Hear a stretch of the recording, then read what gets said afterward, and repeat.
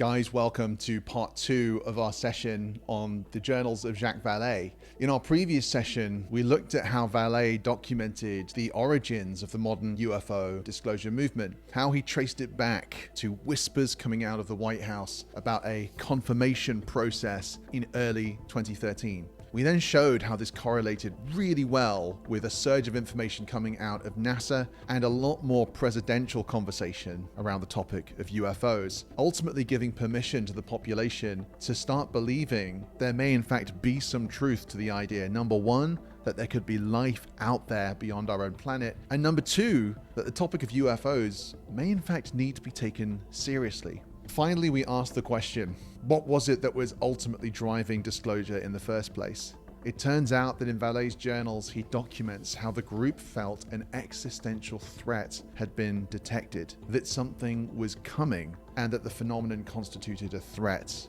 to the human population. And it was on that sober note that we wrapped up part 1. But believe me, if you thought that was explosive, then wait until we dig into part 2, because today we are looking at Valet's entries where he documents his meetings and interactions with Tom DeLonge during the moments when he was getting all of his information from his mysterious group of advisors. If you've ever wanted to know the inside story behind To the Stars and the strange, mysterious advisors who lingered in the shadows, if you've ever wondered what Jim Semivan and Chris Mellon really thought about what Tom DeLonge was saying, and if you've ever wondered what it was that DeLonge was actually saying behind closed doors, you're going to want to stick it out for this video. Ultimately, this isn't just about some obscure organization. This is about the group that sits at the beating heart of the modern UFO disclosure movement. It's a tale about who you can trust, of strange mythologies, of even stranger and more mysterious advisors, and a schism between factions within the UFO disclosure movement. By the time we're done with today's session, the way you think about what's happened over the last 10 years will change forever. But before we get started, I think we need to set the tone by reminding ourselves of exactly how strange Tom DeLonge sounded when he first came out in 2015 and 2016. Then there's this damn one issue of UFOs, right? Where I've been studying it for so long. So I was able to pull off a coup in regards to what anybody in this field has ever been able to pull off. I am not naive to this subject. It doesn't matter. I'm dealing with some very important people, and these things are just starting to happen one after another, one after another. I've been told 4 different times to be very careful. So I went to them with a thesis. There's a lot of things that I can't talk about. People have to trust me on this. And so I'm sitting here telling these guys this. I'm going, something smells fishy to me, really fishy. Right at that point when I said that is when I got a communication that came through that says, meet next to the Pentagon on this date and this time. I'm telling you, dude, my life has been like unreal for the past year. But just know that there's something that can happen with young adult people everywhere to realize and put down their weapons. So right when I said that is when I got some very, very, very serious looks. They said, we're going to introduce you to some people. And that's how I got in, because I hit the nail on the head. And guess what? They know this. I can't describe these people. I'm not allowed to. Someone sat down across the table from me, and I had to do some really hardcore explaining. The person pounds on the table and says, this is the story of the millennia. That's exactly how I felt my entire life. You want to know why I got brought into the most secret groups ever? Is because I went in there and I said, you know, something's wrong here. Let me tell you the way I see it. And they said, okay.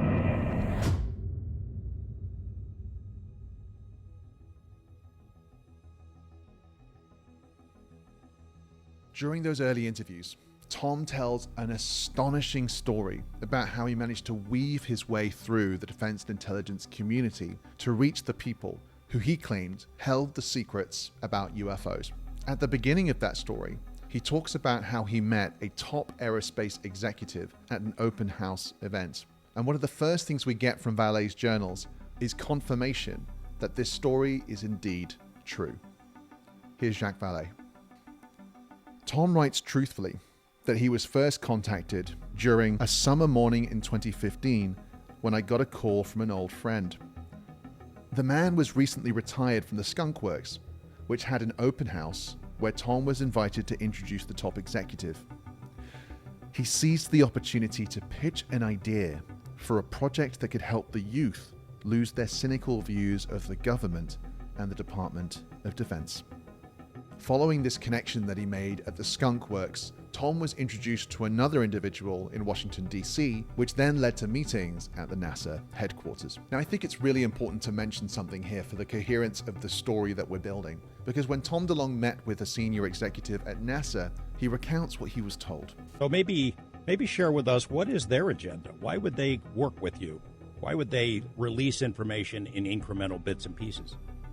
Well, I think, I believe, and this is me speaking for just myself, I think that information was being released in incremental pieces for a very long time, and I'm not, the one that ever decided that or made that happen. I mean, this has been going on for a long period of time. But for myself, I think it's the right time and place. I remember I was at NASA, and I was having a meeting with one of the top people there, one of the top 5 people there, and I made everyone leave the office, and I said, hey, I just want to let you know what I'm getting ready to do. And I laid out the entire plan, and this person looked at me, took a deep breath, and said, this is a very, very good time for this, or it's a very, very good time for this. And I remember that, just staring at this person going, okay, so something's already in the works, it seemed like to me, For those of you who've watched part 1, perhaps you can see how this lines up really well with the surge of information coming out of NASA all of a sudden starting in 2013. We have no way of knowing, but perhaps this is what this senior NASA executive meant by this being a very good time for Tom to start his project,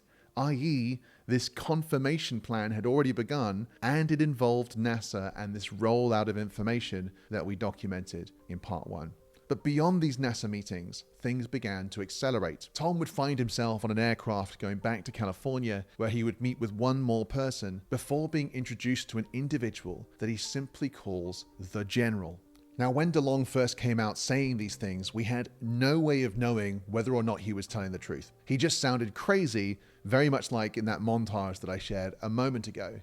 But in the thick of the 2016 presidential election between Donald Trump and Hillary Clinton, a treasure trove of emails was released from the Clinton campaign, specifically John Podesta's private email server. And when people began to dig through those emails, they found something astonishing. Tons of emails between Tom DeLonge and John Podesta talking about UFOs. Podesta's staff were referring to a UFO project, whatever that means. Now, importantly for our purposes, there's an email in there where Tom references 2 very important people that he would like to meet with Podesta. He says that they were principal leadership relating to our sensitive topic. I think you can guess what that means. And that they were in charge of the most fragile divisions associated with it. Not long after this, there is a call set up between John Podesta and Tom DeLonge and 3 other individuals. Those individuals were Robert Weiss, the president of Lockheed Martin Skunk Works, General Michael Carey, a brigadier general from the United States Air Force, and General William Neil McCasland, a brigadier general from the United States Air Force, and the commander of the Air Force Research Laboratory at Wright-Patterson Air Force Base. If you haven't heard about Wright-Patterson Air Force Base, then you simply haven't been in this field very long. I will never forget the feeling of digging into these Wikileaks emails for myself when I first got interested in this topic. It was a total rite of passage for me, realizing that there was indeed some truth to this astonishing story that I'd been hearing from DeLonge in these interviews. But what I have always craved, and I wonder if some of you might feel the same, is to understand who the other advisors were. We know from the likes of Jim Semivan and Peter Levender, individuals who've worked closely with Tom DeLonge, that there were in fact 10 original advisors. And here in this email, we only got access to 3 of them. Well, luckily for us, in Valet's new journals, we get new insights. Here he is describing his first initial meeting with George Knapp and Tom DeLonge.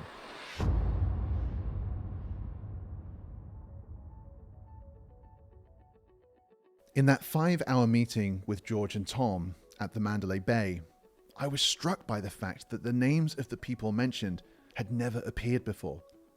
Not even Pete Warden's.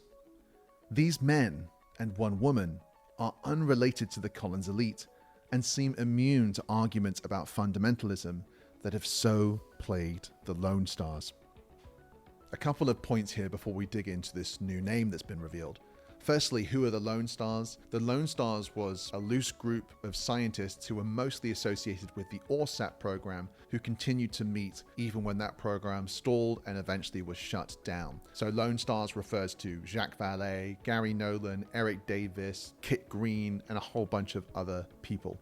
The reference here to the Collins elite is interesting as well, and it also harkens back to the ORSAT program. Valet and his colleagues had faced the reality that religious fundamentalists deep inside of the Pentagon and in many agencies in the defense and intelligence community were purposefully trying to shut down any effort to study the phenomenon and to prevent disclosure and conversation about it. This had preoccupied his and his colleagues' minds as a deep source of frustration when trying to get to the truth of what the phenomenon was. And Valet is encouraged here because the advisors that he hears about from DeLonge are not associated with that group. Now, on to the really fascinating point here. We have a specific name that has been referenced. It is a man called Pete Warden. So who is Pete Warden?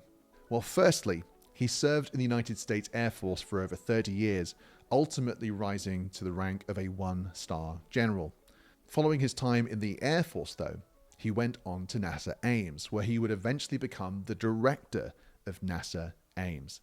Now, for the eagle-eyed of you, you'll have noticed that I referenced him in our former video, because when NASA began rolling out their astonishing series of news about the findings of the Kepler mission, about planets, Earth-sized and super-Earth-sized planets in habitable zones, really shattering the narrative about whether life might exist out there in the universe, well, you'll never guess who was at one of those conferences chairing it. It was Pete Warden. Very interesting that an individual associated with the rollout of this NASA information also turns out to be one of the advisors of Tom DeLonge. And perhaps it makes you think again of that clip from Tom DeLonge earlier, where he talks about how a senior person at NASA told him it was a very, very good time for this. I think by this time we can start to piece quite a few things together. Finally, Pete Warden would also be associated with the breakthrough Starshot programs and various forms of SETI. Ultimately, he's an individual tightly linked to the topic of whether there is life out there in the universe and how humankind could identify it. And he was one of Tom DeLonge's advisors. Now, luckily for us, even though there are no more names shared, there are just enough hints within Valet's journals for us to start doing some educated guesswork. Let's get back to the good book. Now, a text message out of the blue from Tom DeLonge. I'm having a face-to-face with Admiral blank in Austin. So Hal Putoff, Under Secretary Mellon and I are going to meet afterwards. Would you like to come to Austin and have another meeting on July 19th? The answer was easy. Now, this journal entry gives us some really useful hints. Firstly, we know that this Admiral was in Austin during 2016. The other thing that we can piece together from other parts of Valet's journals is that DeLonge had multiple 4-star level advisors. Now, we're going to come to that entry a bit later on in this video, but for now, just put that on the plate with these other details. So we know there are 4-star level advisors, and we know that DeLonge went to go meet an Admiral in Austin in 2016. Now, you might be thinking, wow, Jason, that's really not very much data. But believe me, when we piece these things together, we can actually create a shortlist, which I think you're going to find quite compelling.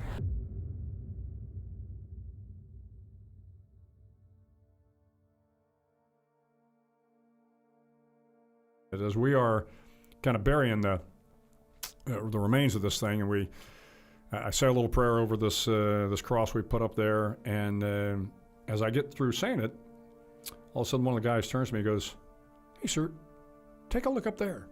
And right above the ridge line, I see what looks like a parachute flare. I'm thinking maybe one of our guys is, shooting parachute flares. And there's one, and there's 2, 3, 4, 5, 6, 7, 8, 9, and they're kind of hovering up there. And looking around thinking, what in the world? And the guy says, "Hey, sir, how many of those do you see?" And again, it's this kind of glowing orb, and it's just kind of floating up there, and there were 9 of them. And there were 9 victims on the plane. And it was up there for 10 or 15 minutes. They all kind of hovered up, and then one by one, they just kind of went up. The individual being interviewed in that clip was 4-star Admiral William McRaven. and I wonder whether DeLonge may have in fact met him during his outing to Austin in 2016.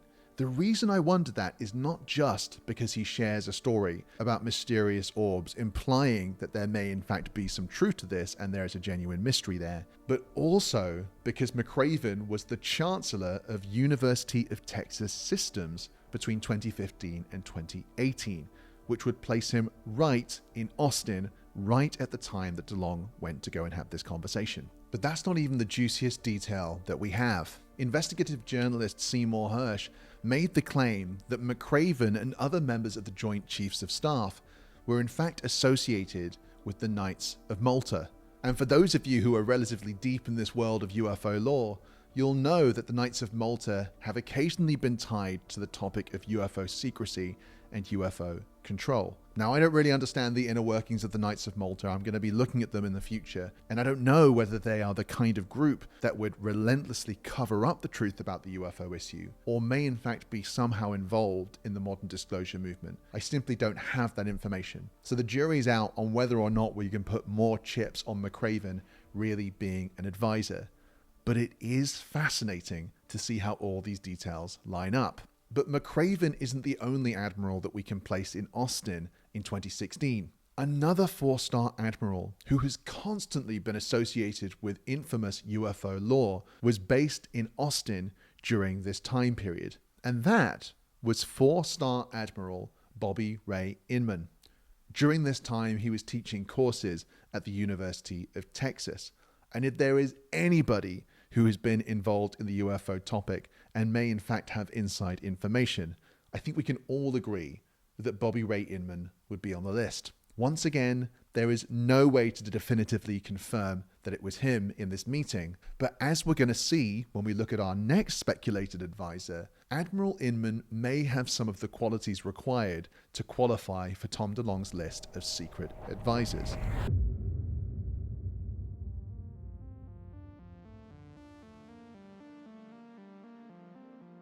Now, this next 4-star is actually a general, and it's not an individual that you can deduce by reading Valet's journals, but it was revealed accidentally by Tom DeLonge during his 2017 interview with Joe Rogan. So I'm sitting with this guy. He was, like, not that long ago, was director of CIA, and he went on to be director of NSA. Right when I sat down and told him about the book, you know what he says to me? What? He goes, I didn't read much science fiction as a kid, but I read a lot about Greek mythology. And looked me in the eye. I said, well, you're going to love the last page of my book then. He's all, am I? The only person who has ever been both director of the CIA and director of the NSA is the 4-star general, Michael Hayden. Hayden has been embedded in the depths of defense and intelligence for his entire career, and his think tank, the Hayden Center, has even recently held events focused on unidentified anomalous phenomena. Very interesting. Once again, there is no way to definitively prove that DeLonge was referencing Hayden specifically. But interestingly, the only other individual who could have come close to such a description would have been Admiral Bobby Ray Inman, who is both director of the NSA and then deputy director of the CIA. He doesn't quite meet the qualification, but he's the only other individual who could possibly have met a description of that kind. So now we've got 3 individuals that we can put into the maybe category. And I think it's probably time to stop speculating about who these deep, dark advisors really are and get back to Valet's journals for some of the most fascinating insights that he gives us. Because Valet doesn't just document hints about who the secret advisors were, he also shares exactly the narrative they were telling to Tom DeLonge. And believe me, it's stranger than you thought.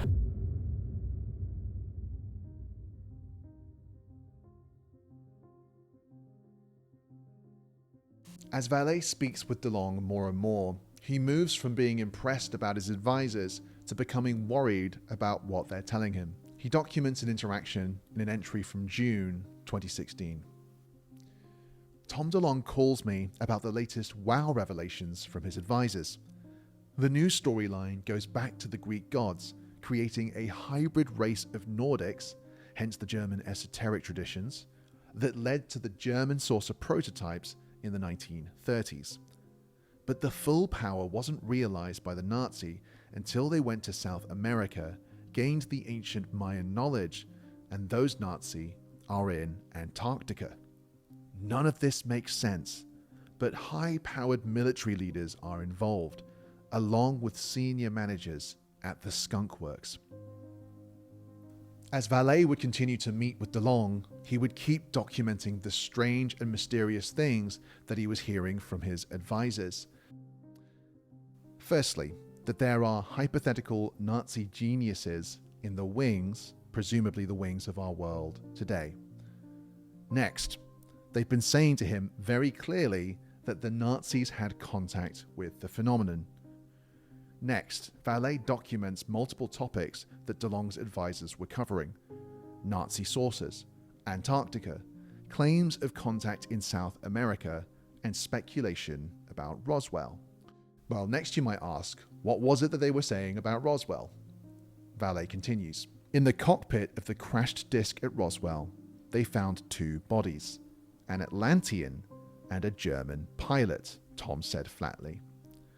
And finally, Valet documents Tom meeting with an admiral who brought up ancient Greece, Athens, and Sparta, the Athenians, and the bugs. For those of you who've listened to the original DeLonge interviews, he often hints at some of these topics. Antarctica, Atlantis, the Nazis maybe having done some pretty impressive stuff, but he never fully ties it all together. But here in these journals, we get a consistent, clear narrative of exactly what he was being told by his advisors. And it looks like it goes something like this. There are different species of non-human intelligences. Firstly, there are these Atlantean Nordic beings, and then there's what he calls the bugs. These groups clearly have been in conflict based on the journal entries, whether that's in the original Atlantean world that he was being told about, potentially in ancient Greece, in Sparta and Athens, and even in the modern world today. The Nazi made contact with one of these groups, presumably the Atlantean Nordic group, because later a German Nazi would be found in the crashed disc at Roswell with one of these Atlantean Nordic beings. According to the same mythology, the Nazi went to South America and not only had further contact, but discovered some sort of strange ancient Mayan mystery which helped them in their quest, and those Nazi ultimately ended up in Antarctica and were doing something down there. Most importantly, those Nazis that are being described in that mythology are also being described as being in the world today. And this is important because it takes the story that DeLonge is being told from just an interesting myth to something that is a tangible reality in how we think about the world. And the idea was that this story would be disseminated to the youth. As we're going to see a little bit later, that program continues, and its implications could be profound, not just in terms of how we think about non-human intelligence, but maybe even the idea of whether or not we would invade certain countries.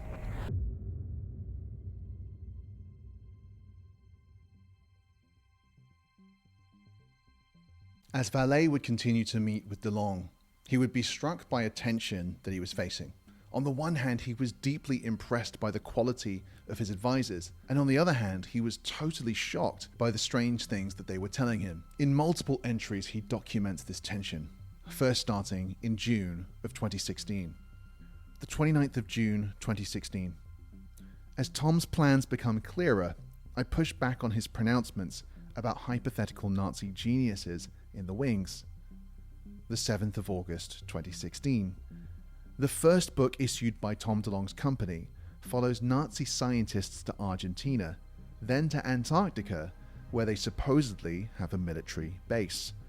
I told him that makes no sense.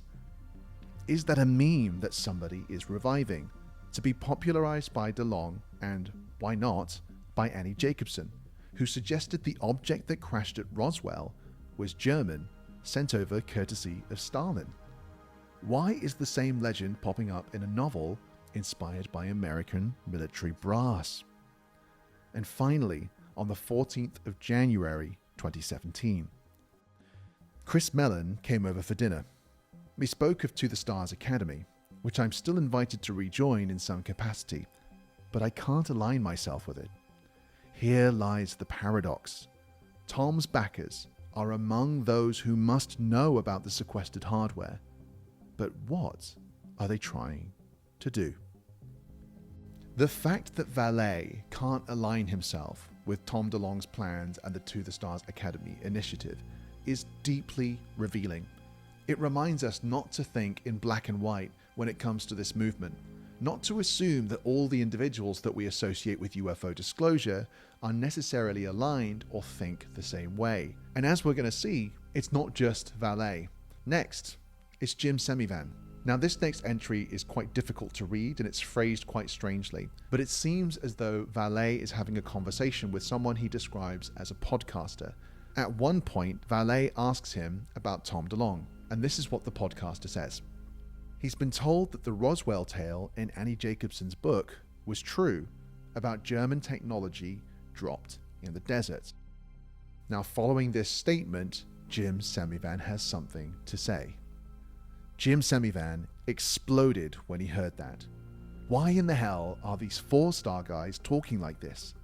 Obviously flustered and angry, the man went on. It's also a violation of federal law to fool the American people by posting false data, classified or not, targeting 12-year-old kids, ... It's one thing to know that Valet is concerned about this Nazi mythology, but I would never have guessed that Jim Semivan, who continues to work in the company, had questions and doubts about some of these stories. We don't know what conversations he had or with whom, or what information he saw, or how he might have ended up believing that this initiative was actually a good thing. And I genuinely mean we just don't know that. And my assumption is that Semivan is a stand-up guy, just my personal opinion. But he wasn't the only person who was having to do a little bit of extra thinking about what was going on. In another entry, Valet documents how Christopher Mellon was thinking about all of this information. The dust settles on the Del Mar meetings, with Jim Semivan taking a direct interest in Tom DeLonge's projects. Chris Mellon has responded warmly to my note. He must have heard about my skepticism about mixing up Greek gods with Nazi sources. So he pointed out that the group could be providing a potentially useful inoculating function to help prepare the public against what could someday be a shocking and disruptive revelation. Perhaps, but how does the Nazi connection help? The idea of an inoculating function is a really helpful analogy. Let's imagine that there is some sort of existential threat impending. Whether or not it's coming in 2027 or 2057 doesn't matter. Let's say that it is known by people inside of the defense and intelligence community that at some point a future generation is going to be confronted by some shocking and devastating information. It's going to completely change the way that we think about our place in the world and could lead to the destabilization of our society if we are not properly prepared for it. The idea of slowly introducing a mythology into the world that could help young people slowly acclimatize to the big concepts actually makes some sense. Why not slowly adjust people before revealing the real information? Perhaps this also makes sense of this distinction between confirmation, this initial soft wave, and then real disclosure, which may be destabilizing. By doing confirmation first, you take a bit of the risk out of the full disclosure. The idea, on paper, sounds relatively reasonable. And you can see how the To the Stars Academy project was tightly aligned with this. The Secret Machines franchise, fiction and non-fiction, trickling new ideas into the consciousness. Then you've got the most recent book as well, Time Rider and the Trinity book, and now there's even another one being written that Jim Semivan has hinted at. But all of these aren't simply mythologies about gods warring in our skies in our ancient history. The To the Stars Academy project has consistently pushed a strange Nazi narrative. In the Secret Machines books, a Nazi theme is prevalent throughout. In the most recent release that they've just dropped, Time Rider, A.J. Hartley specifically documents how some of the characters are supposed to represent a Nazi group. And so this world of the future, we're talking about like 2157, is a world that is, they say, the sort of pinnacle of human evolution.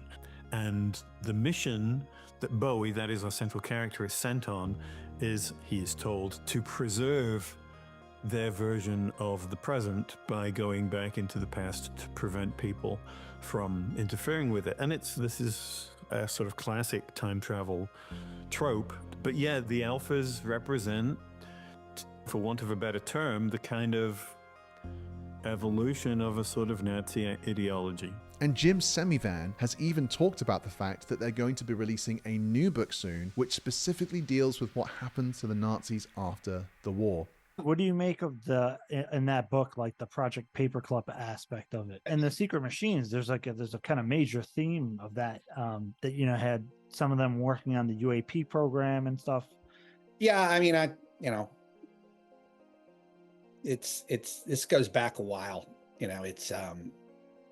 We have one, TTS is working on a story now. I can't get into too much detail, but basically based on how that began and where it went to after the war in South America, and then who got involved and how it got translated. Is that going to be fiction or nonfiction story? It'll have to be fiction. That's a lot of Nazi stuff. Now you might be thinking to yourself, look, it's just a bit of mythology. It's just a bit of weird storytelling. It isn't going to have that big of an effect. But before you make that judgment, let me read you a quote from the most recent third book in the Secret Machines nonfiction trilogy. In the book, Lavender and DeLonge document word for word a message that they received from one of DeLonge's advisors. And it says this: Tom, my own sense of taste and propriety is to leave modern German citizens, and especially the modern German state, out of it. Expat Nazis and their spawn hiding in South America? Game on. This note is dated to 2016, in the middle of the period when Valet was having his conversations with DeLonge. What's so important about this is it shows that his advisors were not simply building a story about Nazis from the distant past, but instead were postulating an aggressive stance against supposed neo-Nazis living in South America today. This, I believe, is what has Valet so concerned. The To the Stars Academy mythology could easily be manipulated to trigger geopolitical consequences.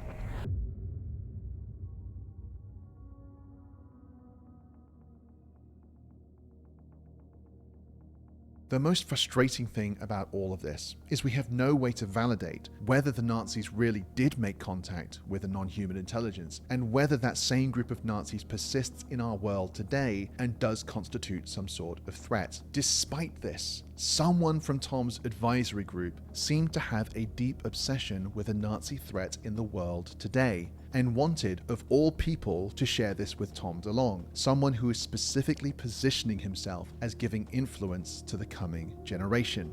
But if you think that's disturbing, this final detail I'm going to share with you in the video today is going to rock your world. There is another individual who is associated with the To the Stars Academy movement who seems to have been influencing the way that Tom DeLonge was thinking. This person has been associated with some of the most far-out Nazi conspiracy theories that have ever been articulated. According to Ryan Bledsoe, he and his father Chris Bledsoe met with the people from To the Stars Academy, and sitting shoulder to shoulder with them was an individual called William Tompkins. And I forgot to mention this part just a few minutes ago when we were talking about Tom and Lou. But something that did occur was when they were trying to make my dad a core member of TTSA. They were offering to produce a movie about us. And they wanted Dad to sign a contract where he would have a monthly retainer fee, $15,000 a month for the rest of his life. They would use the Chris Mellon, Chris Mellon, he's one of the core members. I do, yeah. He would fund the movie. It would be like a big budget Hollywood movie, but there was a catch. It had to be spun in a way that there was reptilians that eat people. So here's what happened, right? Dad flies out to LA and he meets with Tom, and he meets with Bill Tompkins, who at the time of Dad meeting him, he was like 93 years old. Do you know who this is? I don't. Okay. You know Admiral Byrd? Yeah. From the 40s, right? Yeah. So they had the whole like fleet go out to Antarctica, and they said they saw like saucers and went to the edge of the world, and they talked about like there's a 8th continent, right? And all that stuff. Bill Tompkins was involved in that whole story. He was naval intelligence, and the idea that they spin is that he was basically the engineer that designed the spaceships for the secret space program, right? I think it's a bunch of garbage, but it's what they were telling Dad, that we fight wars all throughout the galaxy, and, you know, we've been to the moon, and there's reptilians there with a base, and they flicked us off when we landed, and we never went back because we've been too scared. And for those of you who don't know, William F. Tompkins served in the Navy and would later go on to work in the world of aerospace for the Douglas Aircraft Company and TRW. Those were legitimate roles that he had. But later in his life, he would begin to share strange stories about what he claimed the Navy was up to with non-human intelligences, and even stranger narratives about what the Nazis were up to too. Here is a summary of some of the most far-out things that he was saying. Where the Draco reptilians made an agreement with Hitler, the Third Reich, and the SS. Then they would organize and structure German space Navy battle groups using these vehicles all out through the galaxy in conjunction with the Draco reptilian space Navy, and do the same thing to all those other planets out there in the galaxy. The Navy had been involved with the German facilities in Antarctica and the Draco reptilian facilities in caverns in the Antarctica. How did you learn that your secretaries were indeed Nordic extraterrestrials? She simply opened up and started telepathically putting stuff in my head, like so fast I couldn't even keep up with it. Answering the problems, coming up with major problems, answers to them. She answered over 50% of all of the major problems of Apollo. Honestly, when claims are this far out, my BS detector just goes way off the charts. I could be completely wrong, but I believe that information like this is purposefully disseminated into the UFO community to throw us off the scent. And maybe one day I'm going to find out that I was missing a hot lead here and an opportunity to really understand the inner workings of what's been going on in our world. But for now, I think an individual like Bill Tompkins sets off massive alarm bells. What does this mean about the To the Stars Academy movement? Because now we don't simply have 4 stars whispering strange things into Tom's ears, but it seems he was also permitted to spend time learning from people who were pushing out the most insane conspiracy theories that we have in our community. With such ideas swirling around the brain of Tom DeLonge and intermingling into the initiatives of To the Stars Academy, it's no wonder that Valet is concerned. And perhaps this also explains why later on in his journals, he begins to postulate that there may indeed be a false flag plan at play. And remember, this is coming from an individual who has studied the phenomenon and definitely believes that it's real. But despite this, he begins to wonder whether or not such a plan could be rolling out. And strangely enough, of all the people he finds himself agreeing with, it's Stephen Greer. Tonight, Greer gives a webinar in Vegas about false flag operations. This time he may touch a genuine topic. He claims that covert interests are laying the foundation for a false flag alien threat and a militaristic project, 1940s to the present. If you think this was just an off-the-cuff thought, well, think again. Just under a year later, Valet would add another entry.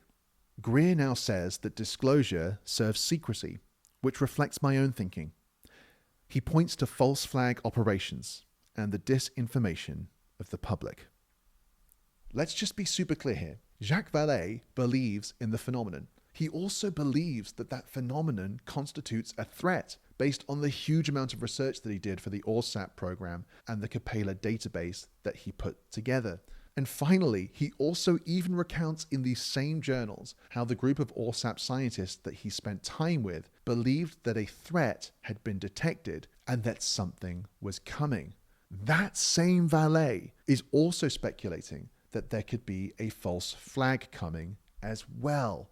And it's no wonder when you look at all the pieces. From Valet's perspective, he understands why people like Jim Semivan and Chris Mellon would want disclosure. He also understands the high caliber of the individuals who were advising DeLonge. But he can't understand this strange mythology around Nazis who exist in the world today being permeated into the minds of the youth.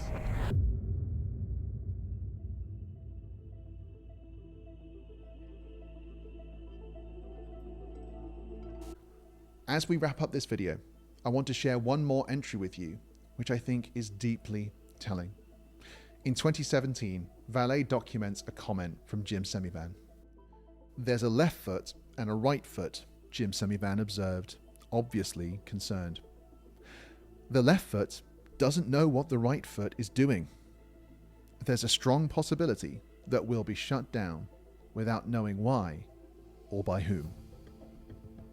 The next time you hear somebody saying that Jim Semivan is the big guy who's behind it all, come back to this journal entry. The next time someone tells you that Chris Mellon is connected to the control group who really has power over all of this, come back to these journals, because I think the picture that gets built is a lot more complex than that. In the shadows, you have these 4 stars whispering strange things into the ears of DeLonge. Then you have people like Bill Tompkins, basically just a UFO guy, also whispering into DeLonge's ears. Then you have the likes of Jim Semivan and Chris Mellon, who find themselves involved in this project, but clearly don't believe everything that's being shared. And then you've got people like Dr. Jacques Vallee, who wants UFO disclosure, but can't align himself with this strange initiative. UFO disclosure is messy. It's not monolithic, not everybody is aligned, and not everybody understands exactly what is going on. As Jim Semivan said, there's a right foot out there which is dictating things that he doesn't necessarily have access to, but it's pushing things forwards from the shadows. And for what purpose, we don't necessarily know. The truth is, there are likely multiple factions who have different outcomes that they want from this entire movement. Whether it's these shadowy people from To the Stars, or whether it's some of the religious groups that are out there trying to reframe the disclosure narrative in a way that suits their worldview. Be thoughtful, be skeptical, and always come back to Valet.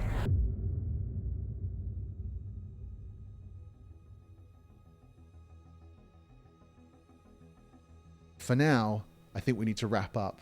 I just want to say a couple of things. Please do subscribe. Please like, share, comment, all of those things, because they have a huge impact on the success and the reach of the channel. And the sooner we can build the channel to a certain level, I might be able to do this full time. Now, maybe that doesn't matter to you, and if it doesn't, I'm sorry for asking you, right? That's very much a me thing. But if you're enjoying these videos and if you find them genuinely insightful, I'll be able to do more of them at a higher quality once we reach a certain level. On top of that, if you really do believe in this content and you're finding it to be an antidote to the madness of the disclosure community, there is a Patreon linked in the description. I would be honored if you joined, and you can even join as a free member, and there's lots of extra content on there, including a deep dive on all this stuff I've talked about, which will be released soon, because we literally have only scratched the surface. But with all of that said, my name's Jason Samosa. This has been Jason Samosa's Ufology Moments, and until next time, cheers.